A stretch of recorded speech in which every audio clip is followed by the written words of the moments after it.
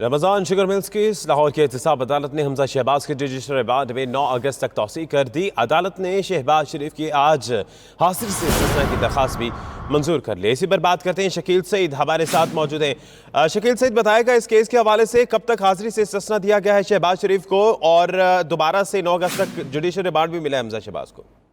जी बिल्कुल, एहतसाब अदालत लाहौर में आज रमजान शुगर मिल केस में हमजा शहबाज और शहबाज शरीफ के खिलाफ रेफरेंस केस की समाअत हुई। अदालत ने हमजा शहबाज के जुडिशल रिमांड में 9 अगस्त तक तौसीह कर दी। आज शहबाज शरीफ जो है वो अदालत में पेश नहीं हुए।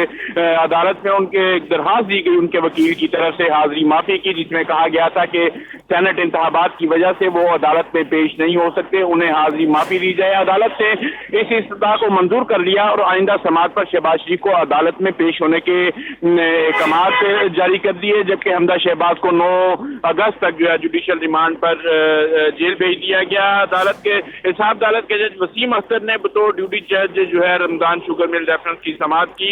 अदालत ने इस्तफसार किया कि क्या अदालत में तमाम मुलजमान पूरे हैं।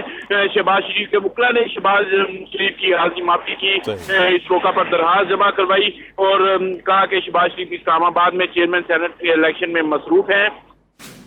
पहले भी असेंबली सेशन में शिरकत के लिए शहबाज शरीफ का हाजिरी से इस्तिस्ना दिया जाता रहा है। शहबाज शरीफ आज अदालत में पेश नहीं हो सकते। इसी तरह जो अमजद परवेज थे उनके वकील, उनका कहना था कि Hamza Shahbaz Ramzan sugar mill case में जुडिशल रिमांड पर है। तो इसका मतलब है कि जुडिशल रिमांड पर हमजा शहबाज हैं। 9 अगस्त उन्हें तौसीह मिल गई और शहबाज शरीफ चूंकि आज सेनेट का इजलास भी है तो इसलिए आज उन्होंने हाजिर से इस्तिस्ना मांगा था। बहुत शुक्रिया आपका शकील सईद।